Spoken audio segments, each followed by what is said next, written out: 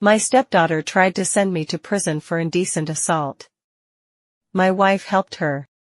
I 39M built my life from the ground up. I came from nothing, clawed my way into a six-figure career in tech consulting, and lived like I had something to prove. By the time I met my wife, Sarah, 37F, I had already paid off my house, I drove a modest but reliable car, and had a small but healthy investment portfolio. I wasn't flashy, just smart with my money. Sarah was beautiful, graceful, and made me feel seen after years of feeling invisible. She had a daughter from a previous marriage, Emily, 16F, who was standoffish but polite when I met her. I chalked it up to teen angst. Man, was I wrong. Sarah hasn't worked for quite a while. She was a waitress when I met her and made it clear that her dream was to raise her daughter full-time. She wanted to give Emily a stable home after the chaos of her previous marriage. I respected that. I admired it. So when we married, she became a housewife. I was willing to take on the financial burden because I believed in our family. But things never got better with Emily. In fact, they got worse. Much worse. Emily resented me from day one. She never spoke to me unless Sarah was in the room. When she did speak, it was short, dismissive answers laced with passive aggression. One time I bought her a new laptop for school and she left it outside and let it get rained on. I chalked it up to an unfortunate mistake. When I would offer to help with homework, she always rolled her eyes and walked away. I paid for her music lessons, her school trips, her designer clothes, and even her birthday party at a hotel with her friends. Nothing made a dent. She just needs time, Sarah always said. She misses her dad. Her dad, by the way, was in prison for armed robbery and assault. He won't be out until Emily is well into her 30s. But to her, he was a misunderstood hero. He was her daddy, her Superman. She only accepted the good and refused to believe anything else. She'd draw pictures of him, write letters, beg me not to throw away anything that came from the prison. I never did. I respected her grief and her confusion. But then the manipulation began. Emily would throw screaming fits if she didn't get what she wanted. She once broke a glass against the wall when I said no to her borrowing my car. Emily would yell about me not being her real dad and how I was being controlling. Sarah never punished her. She never even raised her voice. Instead, she turned to me. "Can you please just let her go?" she'd plead. "She's going through so much." When I tried to enforce boundaries, like grounding her for skipping school, I was always met with resistance. Sarah would step in immediately and overrule me. "I'm her mother," she'd say. "She needs compassion, not discipline. I will handle her." But the problem was she never did. It got to the point where I dreaded coming home from work because there was a 50-50 chance I would get peace. Then came the night everything broke. It was an unusually quiet night.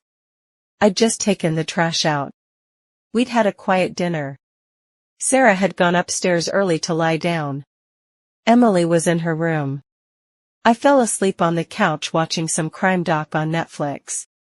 The next thing I knew, I was being dragged off of the couch at 2 a.m. by two uniformed officers. My wife stood in the hallway, pale and shaking. "What the hell is going on?" I screamed, trying to shake off the two strangers. My mind still foggy from sleep. "You're being arrested, put your hands behind your back," the taller of the two responded. Arrested? My mind raced trying to come up with possible offenses. Was this about something at work? My company had been working on some highly classified contracts lately. Did I make an error with something that warranted this?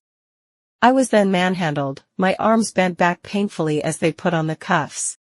"She said you assaulted her," the shorter officer responded. "What?" My head swung to Sarah, then to Emily. Emily was in tears, standing behind Sarah, wrapped in a blanket like a wounded child. "He came into my room," she whispered. He left something on my bed. It was surreal. Like a nightmare I couldn't wake up from. I was handcuffed, read my rights, arrested, and taken to jail. I protested the entire way. I begged the officer to hear me out. I told them I didn't do anything. That this must be some kind of mistake. It all fell on deaf ears. I spent the night in a cold holding cell, the weight of a crime I didn't commit pressing down on my chest. The evidence they had on me? Emily's statement about an assault and a used contraceptive found on her bed. My DNA was inside of it. You can imagine what this did to me. My career. My reputation. My mental health. I was denied bail at first. The court took the allegations very seriously. My wife, the woman I trusted more than anyone, testified that I had been acting strangely lately.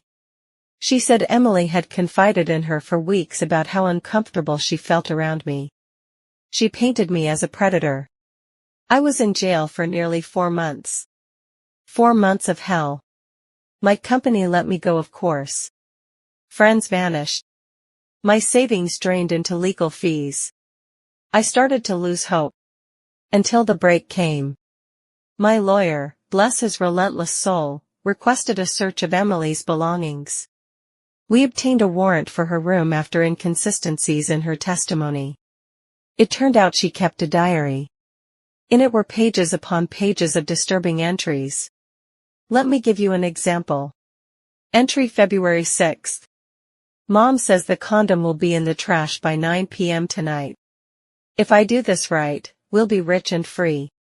He won't even see it coming. She detailed the whole plan. How she had taken the used contraceptive from the master bathroom trash. How her mother had coached her on what to say, how to cry. Sarah had wanted my money. She had planned to run away with someone else, an old flame from high school she'd reconnected with on Facebook. They wanted me out of the picture. And they almost succeeded. The charges were dropped immediately. The DA was furious. Emily was charged with filing a false police report and evidence tampering. Sarah was charged with conspiracy and perjury. I walked out of jail thinner, angrier, and utterly broken.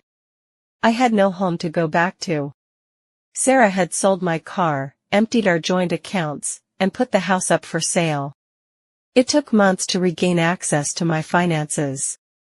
I had to start over, piece by piece. But I will rebuild. I don't know what kind of mother encourages her daughter to destroy a man for money. I don't know what kind of child goes along with it. But I know this, I will never let someone get that close to me again. I've since moved across the country. I've started a new job. My name is slowly being cleared. But I still wake up in cold sweats, remembering that cell, those handcuffs, that betrayal. People ask me why I don't date anymore. Why I don't trust women. I don't say much. If only they knew. I just shake my head. Because who would believe me, really?